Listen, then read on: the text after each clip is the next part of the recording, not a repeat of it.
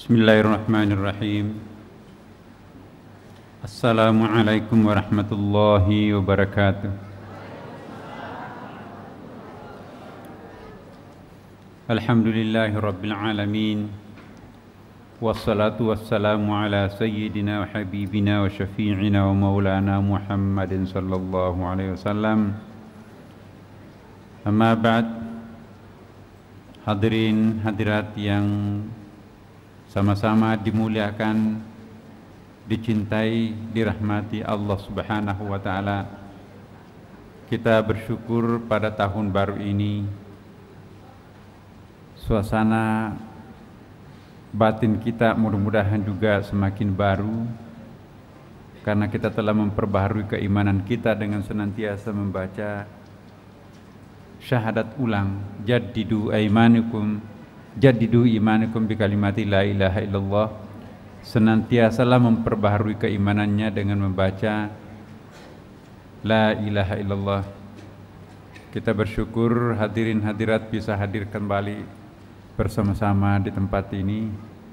Wabil khusus alhamdulillah orang tua kita Pak Saiful Hamid, alhamdulillah bisa hadir kembali bersama kita di sini. Ya, kita selalu mendoakan semoga para orang tua, apalagi yang telah banyak begitu berjasa di dalam pembinaan juniornya, generasinya, umat, semoga dipanjangkan usianya dan diberikan karunia Allah Subhanahu wa taala. Marilah kita buka pengajian kita ini dengan membaca surah Al-Fatihah. Semoga dengan pembacaan surah Al-Fatihah ini Allah membukakan pintu-pintu rahasianya dan Allah meringankan beban kita untuk memahami apa yang sesungguhnya harus kita pahami dalam upaya lebih mendekatkan diri kita lagi kepada Allah Subhanahu wa taala. Ala hadhihi niyyah wa ala kulli niyyatin salih. Al-Fatihah. A'udzu billahi minasyaitonir rajim. Bismillahirrahmanirrahim. Alhamdulillahi rabbil alamin, arrahmanir rahim, maliki yaumiddin. Iyyaka na'budu wa iyyaka nasta'in, ihdinas siratal mustaqim, siratal ladzina an'amta 'alaihim ghairil maghdubi 'alaihim waladdallin. Bapak-bapak dan Ibu sekalian, pada lanjutan materi kita tentang hakikat salat,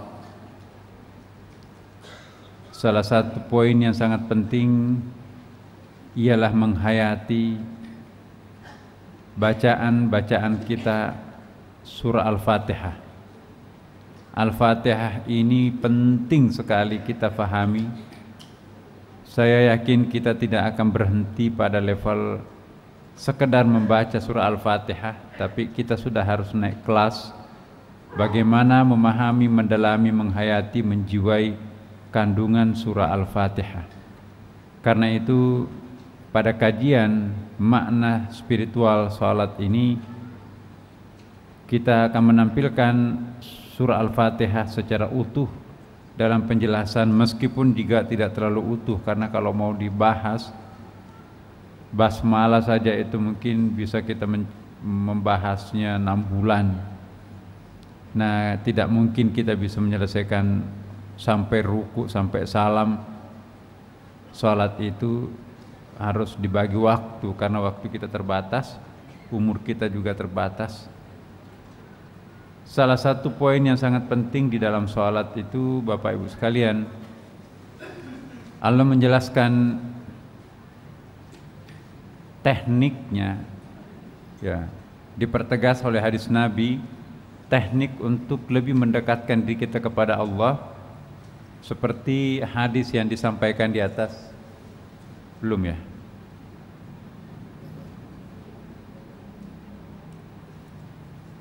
Iya. Ini hadis sahih riwayat Muslim, Bapak Ibu sekalian, sangat terkenal. An Umar radhiyallahu anhu aidan qala. Dari Umar radhiyallahu an berkata, Bainama nahnu julusun inda Rasulillah sallallahu alaihi wasallam dzata yaumin istala alaina rajulun syadid bayad siyab syadidu sawadis syu'r. Artinya di antara kami sedang duduk dengan Nabi dalam satu majelis, tiba-tiba datang seseorang, nggak tahu dari mana asalnya orang itu, wajahnya putih, ya, kemudian juga pakaiannya putih, rambutnya sangat hitam, ya. Lalu la yara alaihi atharus safari, kita nggak jelas dari mana kok tiba-tiba muncul di dalam majelis. Wala ya'rifuhu minna ahadun, tidak ada yang kenal satupun orang itu. Tiba-tiba datang dalam majelisnya Nabi seorang pemuda tampan, berkulit putih, rambutnya sangat hitam, pakaiannya putih-putih, langsung masuk dalam majelis. Dan lebih istimewa lagi, fasnada rukbataihi ila rukbataihi, dia menyandarkan kedua lututnya kepada kedua lututnya Nabi. Padahal sahabat Nabi itu agak-agak berjarak dengan Nabi. Si pemuda ini begitu lancang masuk ke majelis, langsung berhadapan muka dengan Nabi, bersentuhan lutut dengan lututnya Nabi. Wa wada'a kaffaihi ala fakhidhaihi, lalu kedua tangannya itu diletakkan ke dalam pahanya Nabi. Lalu pemuda itu berkata, waqala ya Muhammad akhbirni anil Islam, wahai Nabi Muhammad, jelaskanlah kami apa itu Islam. Jadi sahabat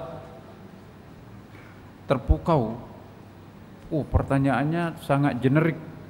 Jelaskanlah kami tentang apa itu Islam. Bagaimana mungkin bisa menjelaskan Islam dalam waktu singkat? Iya kan?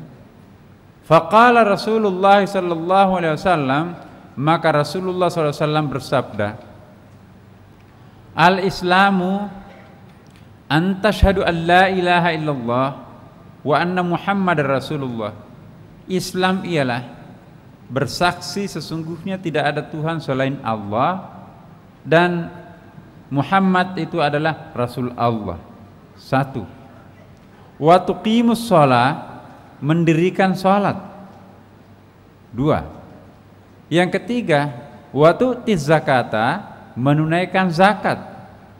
Yang keempat, wa tasumu ramadhana, berpuasa pada bulan Ramadan. Yang kelima, wa tahujjal baita in istata'ta ilaihi sabila, menunaikan ibadah haji bagi mereka yang sanggup dan mampu untuk menjalani haji itu. Itu adalah Islam. Jadi ngangguk-ngangguk si pemuda yang datang kepada Nabi itu. Qala, ini yang bikin malaikat itu semakin penasaran. Sadaqta, benar. Loh, bertanya tapi kok membenarkan? Ini siapa pemuda ini? Ini menguji Nabi kayaknya nih. Fa'ajabna lahu, maka kami semakin takjub, kata Umar.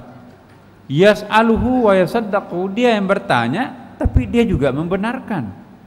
Kayak menguji Nabi. Qala, lalu pemuda tampan itu juga berkata lagi, fa akhbirni anil iman. Nah, kalau begitu coba jelaskan lagi apa yang dimaksud dengan iman. Nah, tadi Islam, sekarang pertanyaannya apa itu iman? Qala, Rasulullah menjawab, ya, antu'minu billah, ini kurang ketikannya.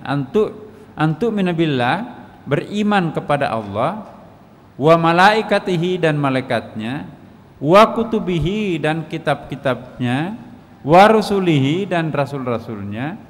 Itu jamak semua itu. Jadi kita tidak boleh hanya percaya Quran, harus percaya juga kitab suci yang lain, karena ini kan jamak ini. Wa kutubihi, Taurat, Injil, Zabur, Suhuf, Quran. Wa rusulihi, percaya kepada nabi-nabinya. Jadi jangan hanya percaya kepada Nabi Muhammad SAW, tapi juga nabi-nabi yang lain, rasul-rasul yang lain. Bahkan dalam Quran disebutkan la nufarriqu baina ahadin mir rusuli, Allah tidak membeda-bedakan di antara para rasulnya satu sama lain. Wal yaumil akhir, dan percaya kepada hari akhirat.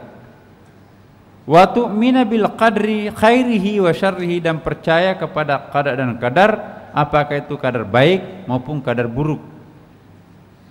Jadi ada 6 rukun iman di sini nih. Qala sadaqta, benar. Nah, benar jawabanmu ya Rasulullah. Lalu qala, berkata lagi, fa akhbirni 'anil ihsan, terangkanlah kepada kami apa itu ihsan. Nah, ini kaitannya dengan salat ini yang kita bahas pada malam ini. Qala anta abudallaha ka'annaka tarahu fa illam takun tarahu fa innahu yaraka. Yang dimaksud ihsan ialah menyembah Allah seakan-akan engkau melihatnya. Jika engkau tidak sanggup seperti itu, maka sesungguhnya Dia melihatmu. Nah, itu dia. Dijawab. Jadi kalau ujian ini lulus nih. Qala, berkata lagi pemuda itu, fa akhbirni 'anis sa'ah, terangkanlah kami apa itu as-sa'ah, hari apa itu kiamat. Nah, ini nanti kita akan bahas sebetulnya tersendiri, ini saya tidak jelaskan di sini. Cuman yang ya ini hadis satu rangkaian, kita akan bahas tentang apa yang saya garis bawahi di atas itu, Bapak Ibu. Fa akhbirni anil ihsan, kan itu terkait dengan pembahasan kita hari ini. Cuman oh iya, akhir hadis ini coba kita lihat. Ya Umar, Nabi berkata, wahai Umar, atadri manis sa'il, apakah engkau tahu siapa itu yang bertanya? Qultu, kata Umar, Allahu wa rasuluhu a'lam, hanya Allah dan Rasulnya tahu tentang siapa pemuda yang tampan yang datang tiba-tiba bertanya itu. Qala, lalu Rasulullah bersabda, fa innahu Jibrilu, sesungguhnya pemuda tadi itu adalah Jibril. Atakum ya'lamukum dinakum, dia datang kepada kalian, kita semua, untuk menjelaskan tentang agama kalian, itu agama Islam.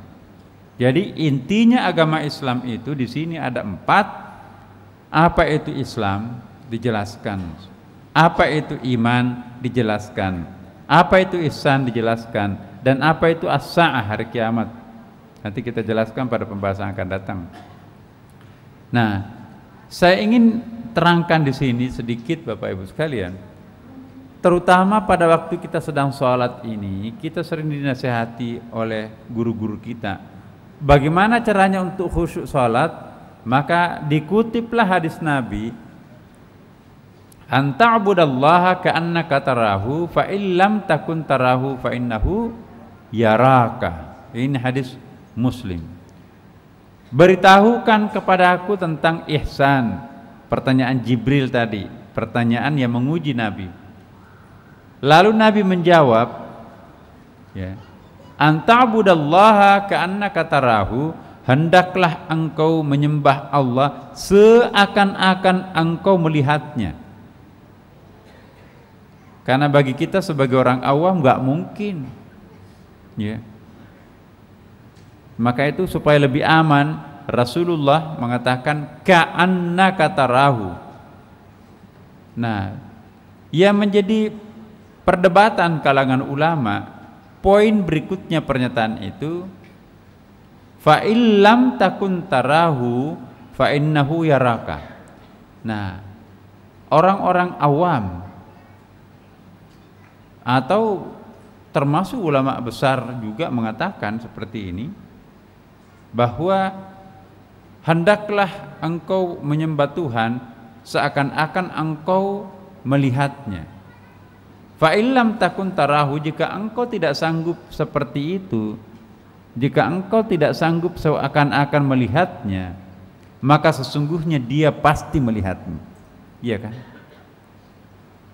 Ini dia. Pertanyaan kita di sini Bapak Ibu, apakah kita sudah sanggup untuk seperti ini? Allahu Akbar, wah hilang semuanya, seolah-olah tidak ada siapapun selain hanya Allah di hadapan kita. Sudah sanggupkah kita seperti itu Bapak Ibu? Belum. Sama, kita sulit sekali. Sementara kita belum sanggup untuk level ini, sudah ada ulama yang memberikan pembahasan begini. Ya. Ya. Fa akhbirni 'anil ihsan qala an ta'budallaha bukan an ta'budallaha ka'annaka tarahu fa illam takun tarahu fa innahu yaraka. Perhatikan Bapak Ibu, di situ ada koma tuh. Koma-koma ini sangat penting. Jadi yang pertama ini, perhatikan, teliti apa yang beda hadis ini. Katakanlah ini pendapatnya ulama fikih. Hendaklah engkau menyembah Allah seakan-akan engkau melihatnya. Jika engkau tidak sanggup, dia melihatmu pasti. Nah, begitu kan Bapak Ibu. Ini belum ada perubahan dari sini ini. Nah, kita lihat perubahannya begini. Ini ada koma. Mana kursornya? Fa akhbirni 'anil ihsan qala an ta'budallaha ka'annaka tarahu, koma di situ, fa illam takun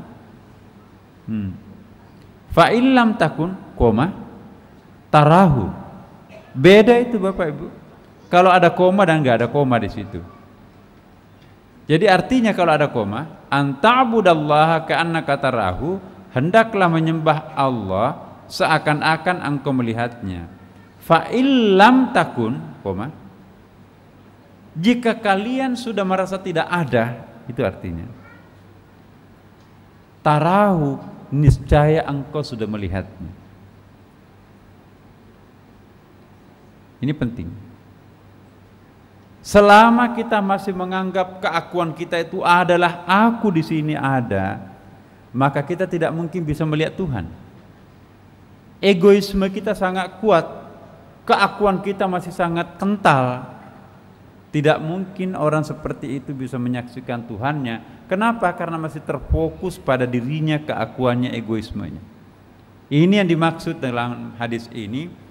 Menurut pemahaman ulama tasawuf, itu di dalam Futuhatul Makkiyahnya Ibnu Arabi disebutkan, ya, fa illam takun. Jadi dia enggak baca lurus. Tadi ulama fikih fa illam takun tarahu fa innahu yaraka. Kalau kalian tidak sanggup melihatnya, maka dia melihatmu. Nah, kalau ini meneliti fa illam takun, kalau kamu sudah mampu merasa tidak ada,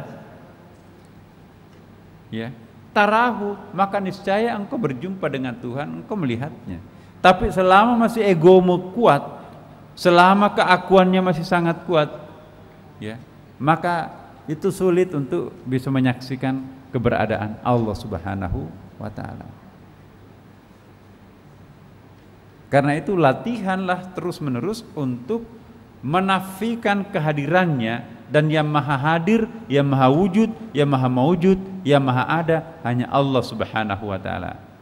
Jadi orang-orang tasawuf itu mengartikan syahadat itu la ilaha, tidak ada yang mewujud illallah selain Allah. Jadi siapa yang ada ini sebetulnya? Alhamdulillahirabbil alamin yang kita bahas minggu lalu. Al-alamin itu kan jamak, bukan cuma satu alam, alhamdulillahirabbil alam, tapi alhamdulillahirabbil alamin, jamak di situ. Dia yang menciptakan dan dia memelihara seluruh alam-alam. Alam syahadat ini saja banyaknya bukan main. Galaksi Bima Sakti, 1 RT yang kita huni sekarang ini, ada mataharinya, ada bulannya, ada buminya, ada Saturnusnya, ada Marsnya, ada Plutonya, ada 9 kan gitu ya. Nah, terus itu satu alam kecil, RT kecil, masih banyak Milky Way yang lain, masih banyak apa namanya istilahnya tuh, galaksi Bima Sakti yang lain, bahkan jutaan, mungkin triliunan, nggak pernah ada yang bisa menghitung. Jadi satu RT kerumunan kecil di situ, ada matahari, ada bulan, sedemikian kecil di mata Tuhan. Masih banyak rombongan-rombongan galaksi yang lain sedemikian besarnya. Nah, manusia itu adalah sebuah titik di dalam titik, dalam titiknya titik yang namanya titik galaksi. Bagaimana galaksi yang lain? Allahu Akbar, Allah Maha Besar karena Dia menciptakan semuanya. Itu semuanya alam-alam. Sebanyak apapun galaksi Bima Sakti, Milky Way itu baru satu alam. Masih ada alam-alam yang lain yang disebut dengan alam barzah. Apa itu alam barzah? Alam antara gaib dan yang nyata. Alam syahada ini kan alam nyata kan Ibu, Bapak. Sedangkan di sononya itu adalah alam gaib. Antara alam gaib dan alam nyata syahada ini ada yang disebut dengan alam barzah. Makanya itu pemakaman kita di situ orang yang transit, ya, sambil menunggu dunia ini kiamat, nanti kita akan bahas itu disebut alam barzah. Alam barzah itu disebut barzakh. Barzakh itu apa ya istilahnya, ada dalam Quran itu marajal bahraini yaltaqiyani, ada surah Ar-Rahman, barzakhun la yabghiyani. Jadi ada di Timur Tengah itu perbatasan antara air tawar dan air laut. Nah, itu barzah. Itu kayak goresan tuh. Nah, ini ada apa istilahnya nih Bu? Gorden ya? Ini yang dinding tengah ini. Ya? Pembatas. Pembatas ini disebut barzakh. Memisahkan laki-laki dan perempuan itu disebut barzakh. Jadi barzakh itu pemisah, alam antara lah. Disebut alam barzakh karena belum 100% alam gaib. Tapi juga tidak bisa lagi disebut alam syahadah karena sudah orang ke sana, maaf.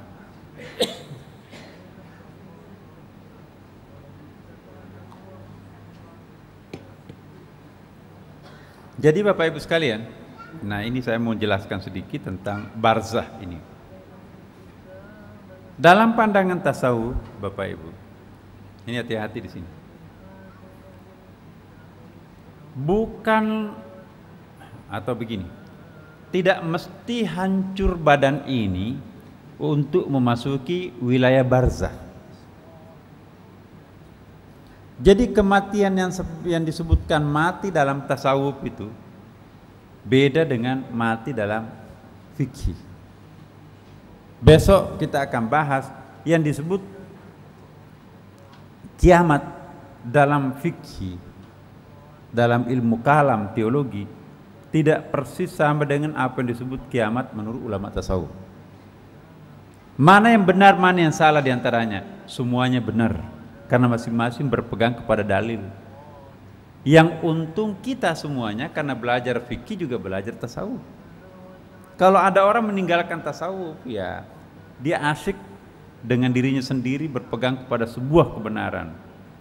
Sebaliknya kalau hanya tasawuf melulu, nggak mau peduli dengan fikih, memandang enteng orang fikih seolah-olah awam, itu juga asyik dengan dirinya sendiri. Tapi yang berpegang kepada dua-duanya menikmati keindahan pergumulan antara fikih dan tasawuf. Inilah yang disebut dengan Syekh Ibnu Athaillah, wa man jama'a bainahuma faqad tahaqqaqa. Barang siapa yang menggabungkan tasawuf dan fikih, itulah yang paling benar. Dan kita berusaha menikmati kebenaran itu. Jadi kematian itu Bapak Ibu sekalian sebetulnya itu berkali-kali dalam pandangan tasawuf. Apa yang dimaksud mati? Mati dalam pengertian umumnya ialah orang, atau dari akar kata mata yang mutu. Mata yang mutu bahasa Arab itu artinya pindah. Hampir sama dengan hijrah. Mata artinya berpindahnya seseorang dari alam syahadah ke alam barzah. Itu mati. Apakah mesti harus mati dalam pengertian hancurnya fisik ini, berhentinya peredaran darah dalam tubuh, berhentinya denyut jantung ini untuk masuk di dalam wilayah barzah? Jawabannya tidak. Setiap kali orang mi'raj ke atas, maka itu menembus bahkan melewati alam barzah. As-salatu mi'rajul mu'minin. Salat itu mi'rajnya orang-orang yang beriman. Jadi kalau orang naik ke atas, saya ingin menjelaskan apa yang dimaksud atas, sebetulnya bukan di sana, di langit. Naik ke atas di situ maksudnya masuk ke dalam relung-relung batin yang sangat dalam. Itu dalam perspektif tasawuf. Selama ini kalau perspektif teologi, naik ke atas itu langit yang kesekian, itu perjalanan sentrifugal. Perjalanan sentrifugal meninggalkan pusat menuju ke tempat yang jauh semakin jauh. Mencari Tuhan di luar diri itu justru malah tambah jauh dalam perspektif tasawuf. Ya. Jadi yang makrokosmos itu sebetulnya Bapak Ibu sekalian bukanlah alam ini. Yang makrokosmos itu mikrokosmos ini, manusia ini sebetulnya. Enggak ada artinya alam yang lebar, yang luas, yang banyak itu dibanding dengan diri manusia itu. Maka itu disebutkan man arafa nafsahu faqad arafa rabbahu. Barang siapa yang memahami dirinya, maka dia pasti bisa memahami Tuhannya. Kenapa? Memang manusia itu kecil, tapi seperti lubang. Itu ilustrasinya Ibnu Arabi menarik sekali. Kita mengintip di sebuah lubang. Memang kecil lubangnya itu, tapi biji mata kita melihat ternyata di luar itu nggak ada batas. Sama juga dengan Asmaul Husna. Asmaul Husna itu adalah lubang-lubang kecil untuk mengintip Tuhan sebetulnya. Asmaul Husna adalah nama-nama indah Tuhan. Siapa yang ingin memahami Tuhan, dalamilah Asmaul Husna. Asmaul Husna itu jendela untuk mengintip siapa sesungguhnya Tuhan itu. Jadi bukan menghafalnya Asmaul Husna yang penting, walaupun itu juga penting ya, tapi yang paling penting Asmaul Husna itu menjelaskan apa itu Asmaul Husna. Asmaul Husna tidak lain adalah ini semua alam raya ini semuanya juga Asmaul Husna. Diri kita juga Asmaul Husna.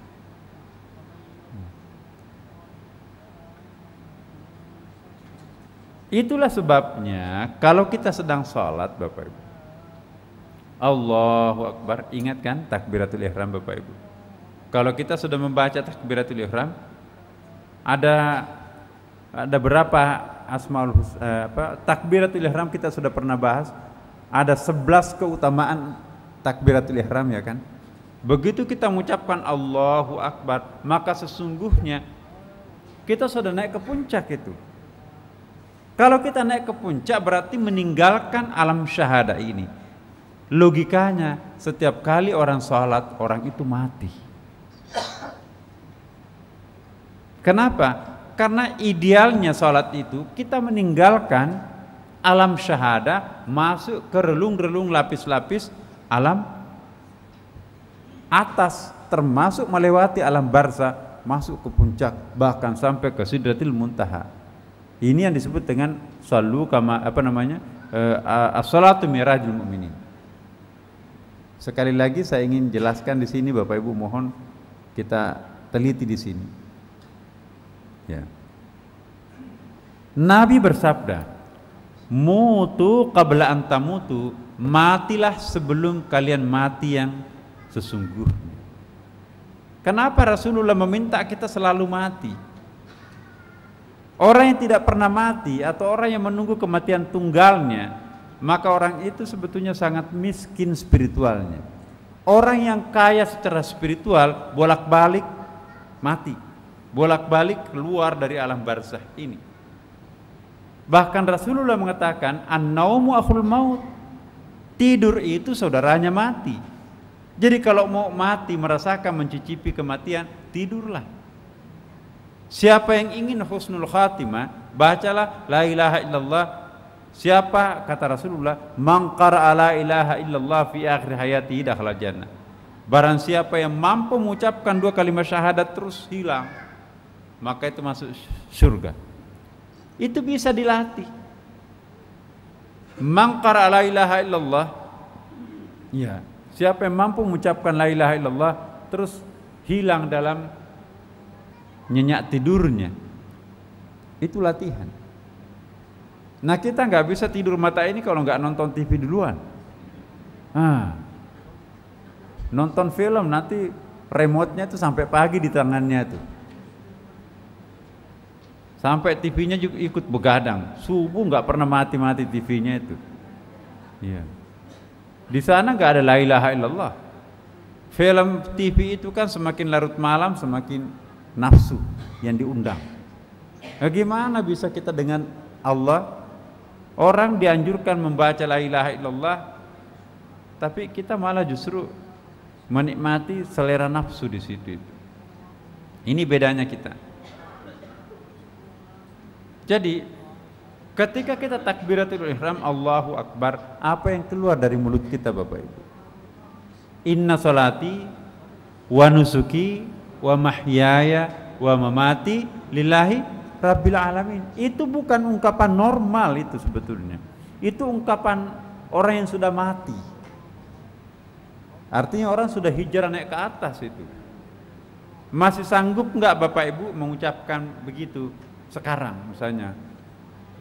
Sesungguhnya sholatku, kehidupanku semuanya. Coba perhatikan. Inna sholati, sesungguhnya sholatku, wa nusuki, kehidupanku, wa mahyaya, kehidupanku, wa mati, matiku, lillahi rabbil alamin, semuanya untuk Allah seluruh sekalian alam. Di situ enggak disebutkan jabatan kita, di situ enggak disebutkan suami atau istri kita, anak-anak kita, cucu kita enggak disebutkan di situ, rumah kita, mobil kita enggak ada yang teringat di situ. Semua hilang, yang ada hanya Allah Subhanahu wa taala. Ya. Maka itu ulama tasawuf mengatakan ikrar doa iftitah itu ungkapan syatahat, apa ya? Ungkapan sofistik banget itu. Mestinya itu jangan mulut komat kamit mengucapkan itu, mestinya itu hati kita yang mengucapkan. Ikrarkan bahwa sesungguhnya salatku, kehidupanku, segala-galanya hanya Engkau ya Allah. Lupakan semua yang ada di sekitar kita.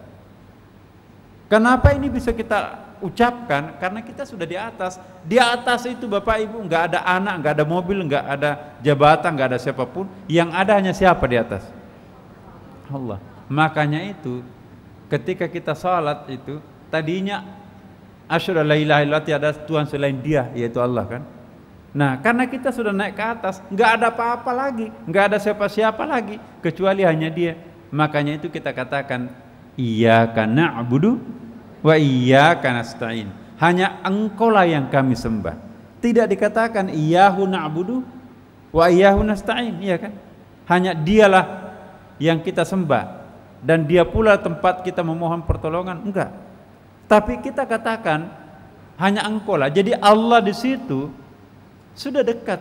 Kalau di sini kita ngomong ya Dia, qul huwallahu ahad, katakanlah bahwa Dia itu adalah Allah yang Maha Esa. Tapi ketika kita naik ke atas, di antar takbiratul ihram, di dalam salat, Allah tidak tampil sebagai orang ketiga, gaib, tapi sudah tampil sebagai orang kedua, yaitu mukhatab. Apa kata gantinya kalau orang kedua? Dia atau engkau? Engkau. Iyyaka na'budu wa iyyaka nasta'in.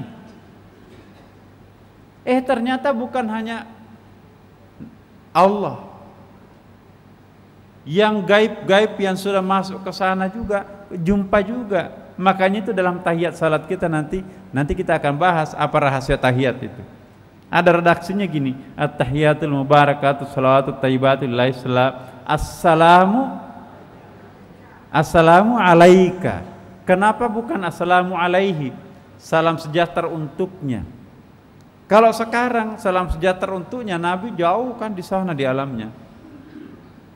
Tapi karena kita sudah naik ke atas, kita berada dekatnya, maka itu kita katakan assalamu alaika, salam sejahtera untukmu. Berarti ada Allah, iyyaka na'budu, ada Nabi, assalamu alaika. Kita berada di mana? Masih di bumi atau di atas?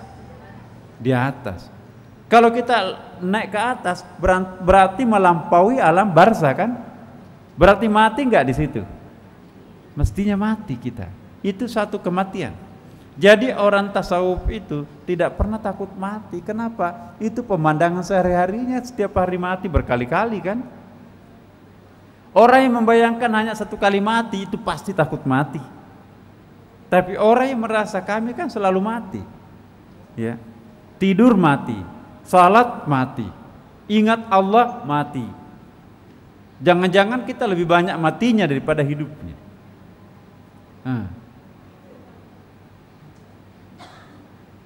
Mati.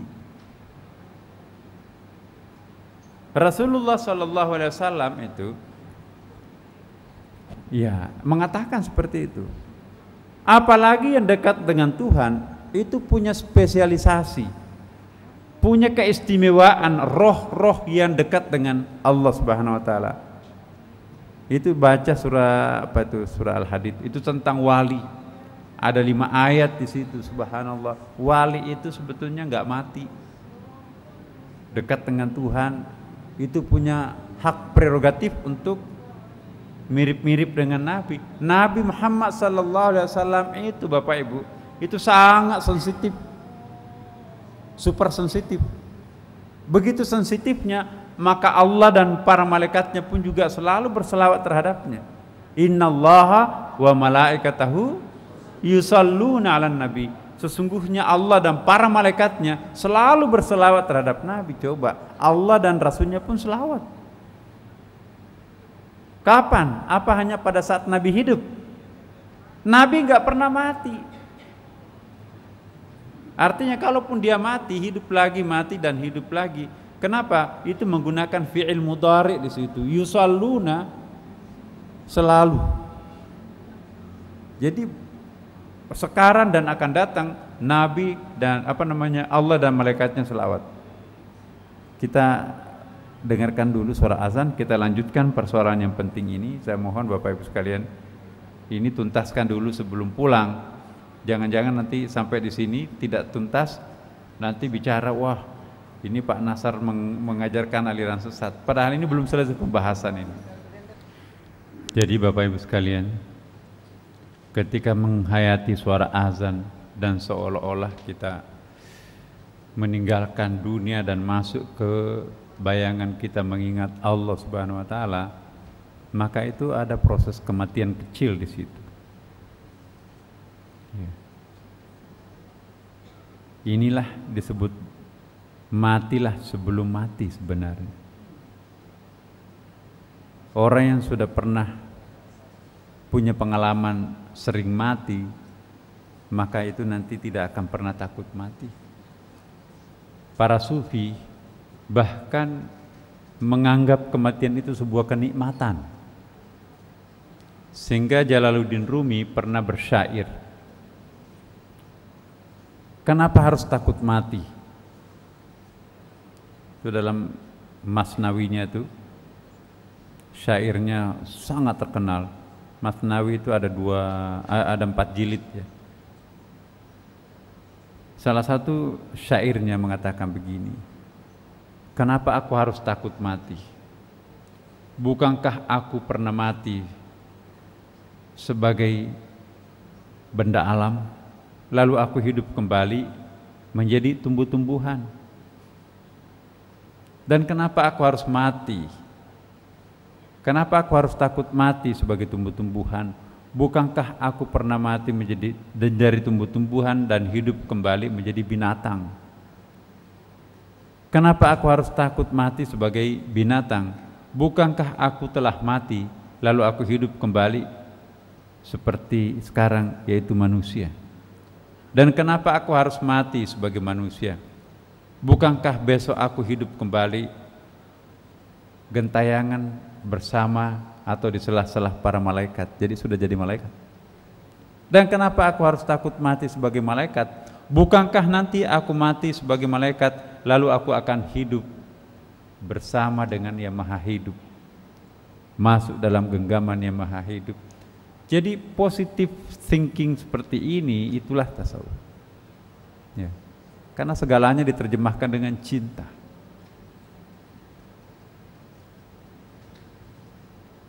Nah, Bapak Ibu, roh tidak pernah mati kan? Nabi sensitif, selalu dipanggil oleh Allah, selalu dipanggil oleh para malaikatnya. Bahkan bukan hanya Nabi, kita pun juga hamba Tuhan tertentu itu juga nanti akan selalu dipanggil oleh para malaikat, dikawal oleh malaikat. Ada satu orang dikawal ribuan malaikat. Kita mungkin pengawal standar kita itu 4, Bapak Ibu. Pengawal standar kita itu 2 malaikat, 2 jin, itu dalam hadis. Ayatnya ada, wa ma yalfidu min qaulin illa ladai raqibun, bertengger seolah-olah di sebelah kanan ini, ratidon, nama malaikat yang menjaga di sebelah kiri. Ditambah 2 jin, sepasang jin juga, jin baik, jin jahat. Tapi ada orang yang dikawal ribuan jin, ribuan malaikat. Malaikat itu banyak sekali, Bapak Ibu. Dalam hadis Nabi disebutkan bahwa setiap tetesan hujan itu dikawal oleh malaikat. Berapa triliun tetesan hujan itu, sedemikian banyak jumlahnya malaikat. Ya. Hadis Bukhari, kalau ada majlis maka turunlah rombongan para malaikat itu ikut mengikuti majlis taklim itu. Jadi seperti mengalir malaikat itu datang, termasuk di masjid kita di sini. Bapak Ibu, seandainya dibukakan rahasianya, kita akan melihat di sini jutaan malaikat bertengger sekitar kita di sini. Ada hikmahnya juga, kita enggak dibukakan pintu mata kita itu untuk melihatnya. Coba kalau seandainya Allah membukakan mata kita melihat semuanya itu, takut mungkin sebagian, atau mungkin sudah melupakan dirinya sebagai manusia biasa. Tapi ada hadisnya loh Bapak Ibu. Itu Imam Al-Ghazali mengutip sebuah hadis, laula anna syayatin yahumun ala qulubi bani Adam lanadaruhu malakutus samawati wal ard. Seandainya bukan karena setan yang melumuri cermin batin anak manusia, anak cucu Adam, maka dia akan menyaksikan malaikat itu gentayangan di langit dan di bumi. Itu dia. Nabi itu super sensitif. Begitu disebutkan namanya, dia tahu siapa yang menyebutkan namanya. Dalam hadis Bukhari sering saya sampaikan, siapa yang menyebutkan namaku dalam bentuk selawat, maka aku tahu siapa dia dan aku akan memberikan syafaat pembelaan nanti di hari kiamat. Hari tidak ada pembelaan selain Allah Subhanahu wa taala, selain Nabi Muhammad pada waktu itu. Jadi jangan main-main terhadap selawat Nabi Bapak Ibu sekalian. Nabi merekam tuh. Ya. Sering saya katakan, itulah sebabnya ulama-ulama NU dan ulama ormas-ormas lain menganut pola selawatan Badar. Pada saat membaca selawat Badar itu berdiri semua. Alasannya, masa kepala negara hadirin dimohon berdiri. Nabi Muhammad SAW datang, rohnya di tengah-tengah kita, masa tidak memberikan penghormatan? Nah, kalau dipuji-puji Nabi, diselawatin seperti apa yang distandarkan olehnya sendiri, maka Nabi itu akan sensitif. Di mana satu komunitas di situ ramai-ramai membaca, menyebutkan namanya, Nabi akan datang di tempat itu.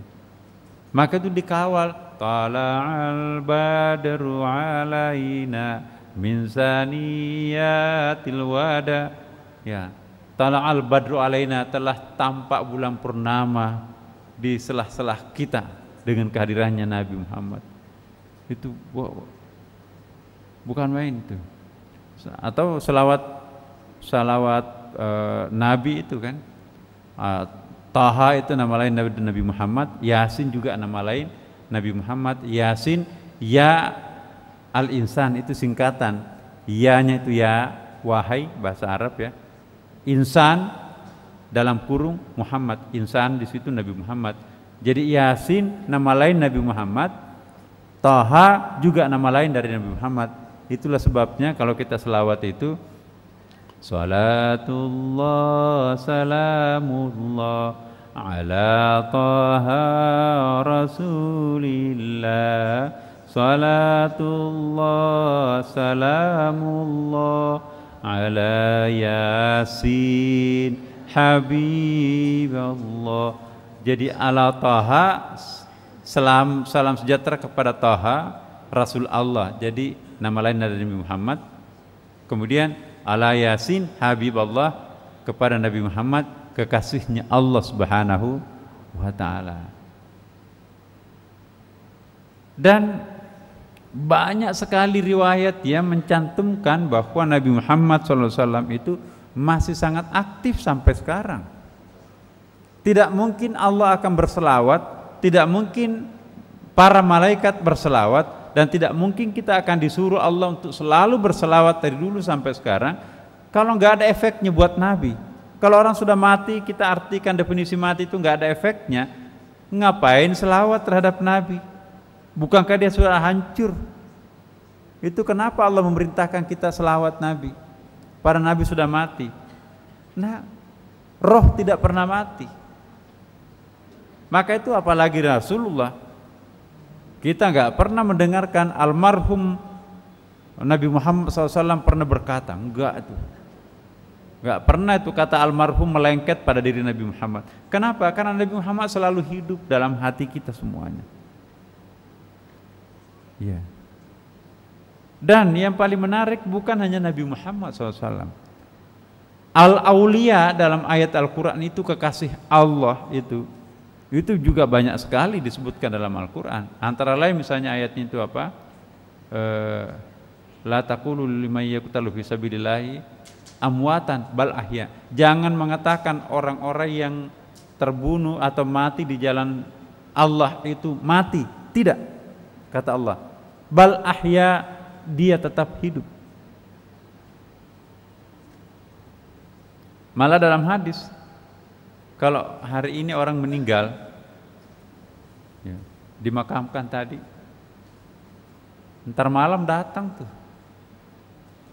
rohnya, kayak mengabsen. Oh, hadir semua, dari kampung juga ada ya, dari luar negeri juga hadir semua. Alhamdulillah, anak-anak cucu saya hadir semua. Cuma dia nggak bisa komunikasi kita langsung, kita nggak melihatnya kan. Dia sangat jelas melihat kita, tapi kita nggak bisa melihatnya. Kenapa? Karena tinggal rohnya, badannya, fisiknya sudah nggak ada lagi. Malam kedua datang lagi. Siapa yang masih bertahan? Malam ketiga datang lagi. Malam ketujuh datang lagi. Itulah sebabnya mengapa ada takziahan. Ya. Takziah di situ sebetulnya almarhum itu masih menyaksikan kita, yang datang itu siapa? Itu hadis. Memang hadis ini tidak terlalu populer ya, tidak apa ya, bahkan ada yang mengatakan itu tidak sahih. Tetapi di lingkungan ulama tasawuf, tidak semua hadis yang tidak populer itu tidak sah. Bahkan justru sangat spesial untuk orang-orang tertentu. Karena memang ada sesuatu, ya sosiologis lah, kalau Nabi itu membuka kepada suatu komunitas tertentu, membuka setengah-setengah kepada masyarakat tertentu, membuka lebar-lebar kepada manusia yang sudah siap menerimanya. Ada hadis Nabi kan, ada riwayat. Abdullah bin Abbas itu sahabat cerdasnya Nabi, sahabat junior. Iya, kan Abbas itu sahabat Nabi, ada anaknya namanya Abdullah, sahabat Nabi juga, jadi sahabat junior. Abdullah ini pinter, setiap kali Nabi sendirian, dia pasti datang dengan siap dengan pertanyaan. Satu saat terlibat dalam satu perdebatan yang sangat dalam, sahabat Nabi nggak ada yang berani ganggu, karena berduaan di situ tuh sibuk berdiskusi, seolah-olah membicarakan sesuatu yang sangat serius. Akhirnya bubaran Ibnu Abbas dengan Nabi, sahabat-sahabat datang, bagi dong, tadi ilmu apa yang diberikan Nabi terhadapmu? Serius sekali, kita nggak berani gangguin. Apa kata Ibnu Abbas? Wah, kalau saya sampaikan penjelasan ayat yang disampaikan Nabi, kamu pasti akan merajam saya. Berarti memang ada ilmu-ilmu khusus yang Allah berikan kepada orang khusus. Ada ilmu yang diberikan separuh-separuh, setengah-setengah itu ke orang tertentu. Ada orang yang tidak dibuka secara awam. Makanya itu Bapak Ibu sekalian, kita jangan pernah puas. Itulah sebabnya Jibril mengisyaratkan Iqra. Berapa kali Iqra'nya Jibril? Nabi menjawab, saya nggak bisa membaca. Iqra, saya nggak bisa membaca. Iqra, baru Iqra bismi rabbik. Itu ada artinya semua itu. Nggak mungkin seperti Jibril itu redundant. Iqra, saya sering mengatakan, Iqra pertama itu how to read, bagaimana membaca. Baca Quran pasti dapat pahala, walaupun nggak tahu artinya kan. Iqra yang kedua, how to learn, bagaimana mendalami bacaan yang kita baca itu, mengerti isinya. Iqra yang ketiga, how to understand, bagaimana menjiwai bacaan kita itu.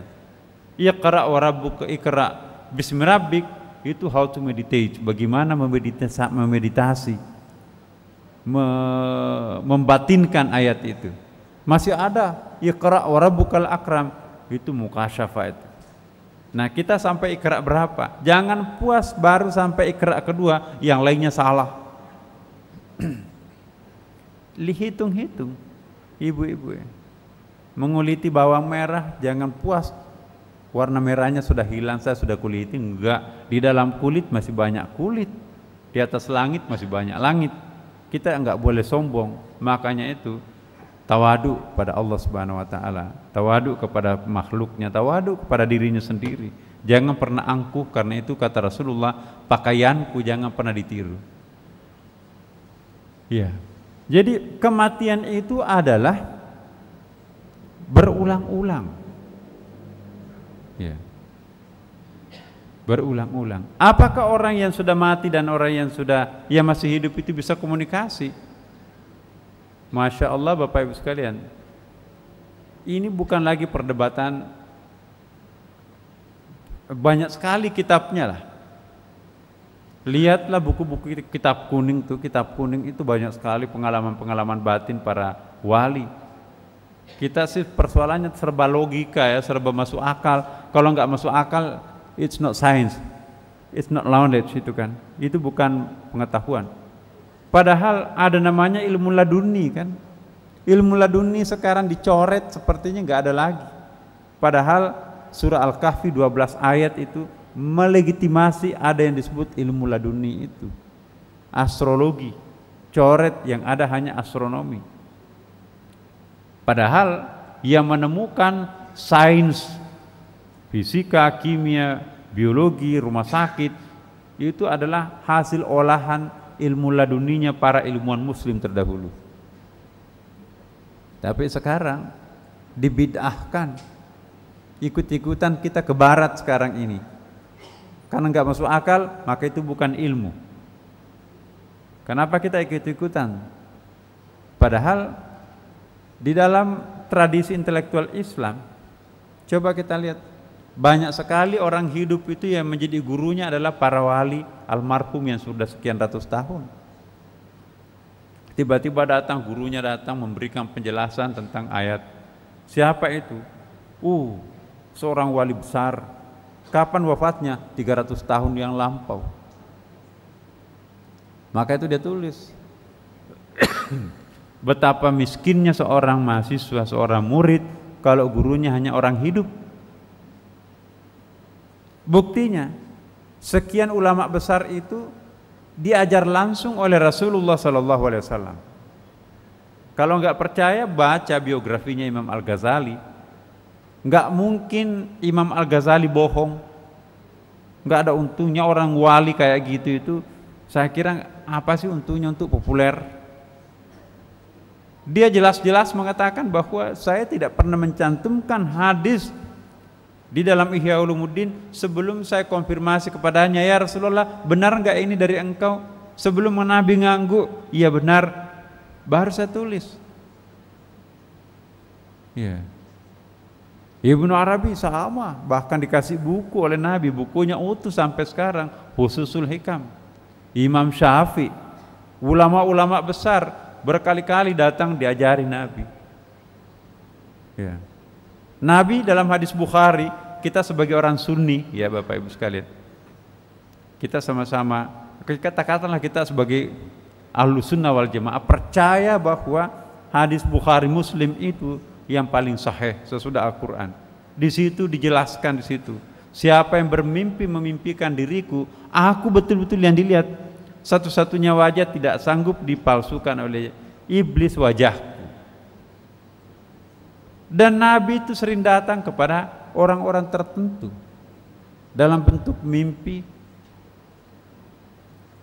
Apa datang begitu saja? Kadang datang menampakkan dirinya, kadang datang mengajari yang bersangkutan. Dan bukan saja Nabi yang datang, kadang-kadang juga sahabat-sahabat lain, kadang-kadang ulama besar datang menggurui, mengajari kekasih Tuhan yang lain. Bagi orang yang percaya ilmu laduni, tidak ada yang mustahil kalau Allah menghendaki, kan? Jangankan manusia Bapak Ibu sekalian, semua ini alam raya ini itu juga adalah kitab sebetulnya. Ya. Jadi ada orang diajar oleh pohon. Ya Syekh, dari mana dapat penjelasan ayat itu? Saya diajari oleh tangkai pohon itu. Jadi tangkai pohon bisa ngomong. Apa yang salah kalau Tuhan melalui pohon itu dia menjelaskan kepada orang tertentu? Ada orang diajari oleh burung, ada ayatnya, wa ulimna mantiqat tair, aku diajari oleh burung itu. Nabi Sulaiman kan ada ayatnya tuh. Nabi Musa, wa kallamallahu Musa taklima, itu konteksnya pohon. Jadi alam raya ini guru sebetulnya Bapak Ibu sekalian. Alam raya ini kata Allah itu ayat, sanurihim fi ayatina fil afaqi wa fi anfusihim. Kami bentangkan ayat-ayatku pada alam ini. Jadi alam raya ini adalah ayat. Ayat itu firman Allah, kebenaran. Jadi kalau kita tidak ingin belajar terhadap alam, itu menyia-nyiakan ayat lain dari Quran, dari Allah Subhanahu wa taala. Bahkan Iqra itu bukan membaca Quran. Perintah 3 kali Iqra, Iqra, Iqra itu bukan membaca Quran. Enggak ada Quran pada waktu itu kan? Kan belum turun Quran. Yang harus dibaca apa? Baca alam ini. Alam ini sudah duluan datang. Alam ini adalah ayat, sanurihim fi ayatina. Kami bentangkan ayat-ayat ini kata Allah. Fil afaqi, dalam ufuk ini. Apa yang terbentang dalam dunia ini, dalam alam ini, itu adalah ayatullah, ayat-ayat Allah. Jadi kalau burung mengajari seseorang, what's wrong? Ya, bahkan burung-burung itu juga sebetulnya mendapatkan wahyu. Serangga itu dapatkan wahyu. Kita terlalu egois, nggak boleh ada yang nabi selain manusia. Ego kemanusiaan. Padahal nyata-nyata dalam Al-Quran, wa auhayna ilan nahl, kami wahyukan kepada nahl, lebah. Ya. Itu coba kita lihat dalam kitab kuning. Likulli ummatin nabiyyan, segala komunitas itu punya nabi. Binatang pun juga itu punya nabinya. Burung-burung punya nabinya. Setiap komunitas itu ada nabinya. Likulli ummatin nabiyyan. Bukan cuma manusia punya nabi. Jadi kalau kita berasumsi bahwa setiap komunitas itu, apakah itu komunitas burung, ya, binatang, manusia, itu punya nabi. Nabinya binatang itu tentu binatang. Ya. Nabinya burung itu tentu burung. Nabinya semut itu juga pasti semut juga. Komunikasi Tuhan dengan mereka itu ada kan. Apa misalnya? Maka itu disebutkan dengan surah An-Naml, surah semut. Wa idz qalatin namlah udkhulu, maka bersabdalah ratunya semut, atau mungkin bisa disebutkan nabinya semut itu, masuklah kalian ke dalam tempatnya. Itu bukti bahwa semut itu juga punya nabi, ada pimpinan. Ya. Berkatalah pimpinan burung-burung itu, berkatalah lebah itu. Cuma kita sebagai manusia ini seolah-olah tidak ada yang harus jadi nabi. Nabi itu hanya Nabi Muhammad, nabi itu hanya, enggak. Nabi itu dalam pandangan kitab kuning, ulama-ulama besar juga berpendapat seperti itu, ya, bahwa setiap komunitas itu ada nabinya dan dapat wahyu. Buktinya wa auhayna ilan nahl, kami mewahyukan kepada lebah. Tapi kita tafsirkan bukan, itu bukan wahyu tapi isyarat-isyarat informasi. Nabi apa? Allah kok mengatakan wa auhayna ilan nahl? Apa yang salah kalau Allah mengangkat nabi dari kalangan semut, mengangkat nabi dari kalangan lebah, mengangkat Al-Ankabut salah seorang diantaranya sebagai nabi, mengangkat binatang-binatang lain, mengangkat ikan, itu kan Nabi Yunus itu, atau Nabi Sulaiman. Kerja bakti melibatkan jin, mungkin juga nabinya jin itu. Kerja bakti melibatkan ikan-ikan, pimpinannya ikan itu diundang, maka ikut rombongan ikan yang lain, mungkin nabinya yang dikontak di situ. Allahu a'lam. Ya. Cuma kita terlalu ingin memaksakan egoisme kemanusiaan kita itu, yang lainnya nggak boleh ada nabi. Padahal dalam Quran didemonstrasikan oleh Allah, setiap komunitas makhluk Allah itu punya pimpinannya. Kalau pimpinan itu disebut nabi, tidak ada yang salah. Kalau pimpinannya itu dapat ilham dari Tuhan, dapat wahyu dari Tuhan, nggak ada yang salah. Karena Tuhannya binatang Allah, Tuhannya jin Allah, Tuhannya malaikat Allah, Tuhannya manusia Allah, sama-sama Tuhan kita kan.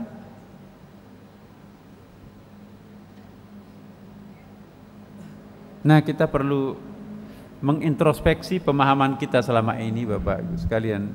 Jangan sampai kita terlalu egois sebagai manusia, mentang-mentang dilantik sebagai khalifah, wakil Tuhan di muka bumi, hutan-hutan dibakar, iya kan? Tanah rawa-rawa ditimbun, pokoknya pohon-pohon ditebang, egois. Nah, itu nggak mungkin. Tuhan Allah Subhanahu wa ta'ala itu bukan hanya Tuhannya manusia, tapi Tuhannya yang lain juga. Kita berbagi karena memang dialah adalah segala-galanya, Tuhan segala-galanya. Nah, terakhir saya ingin menyampaikan Bapak Ibu sekalian, karena ini belum selesai. Insya Allah, jika wawasan kita tentang Tuhan sedemikian luas, jika wawasan kita tentang alam ini sedemikian complicated, maka kita akan memahami kekerdilan diri kita sendiri. Maka kita akan memahami betapa aku tidak ada apa-apanya.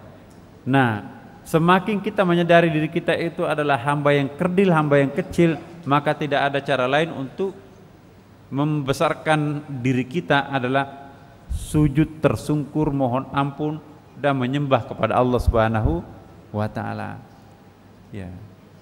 Selama ini kita terlalu egois, khalifah, ahsani takwim, seolah-olah seandainya boleh kita katakan manusia itu Tuhan kedua sesudah Allah, karena dia khalifah. Akhirnya mabuk kekuasaan. Lama-kelamaan praktek politik kita kan juga terlalu maskulin, padahal sesungguhnya Al-Quran mengingatkan kita tidak seperti itu. Balancing kehidupan ini perlu ada, karena Allah itu maha adil. Kita nggak boleh egois, tapi kita juga selalu menyalahkan diri sendiri, meniadakan diri sendiri. Kita harus balancing di dalam berpikir, dalam merasa, sehingga Allah Tuhan kita bersama dan kita semuanya adalah makhluk, tidak ubahnya dengan binatang, tumbuh-tumbuhan, walaupun nanti level manusia itu adalah lebih tinggi daripada mereka, karena kita adalah dilantik sebagai khalifah oleh Allah, tapi tidak boleh kekhalifahan itu membuat manusia itu congkak, karena kita juga bagaimanapun hamba Allah juga. Demikian Bapak Ibu sekalian, semoga kita berjumpa lagi pada masa akan datang ya. Dan mari kita berdoa semoga tahun 2016 ini insya Allah kualitas ibadah kita kepada Allah lebih baik daripada tahun-tahun sebelumnya. Al-Fatihah. A'udzubillahi minasyaitonirrajim. Bismillahirrahmanirrahim. Alhamdulillahirabbil alamin, arrahmanirrahim, maliki yaumiddin. Iyyaka na'budu wa iyyaka nasta'in. Ihdinas siratal mustaqim. Siratal ladzina an'amta 'alaihim ghairil maghdubi 'alaihim waladdallin. Wassalamualaikum warahmatullahi wabarakatuh.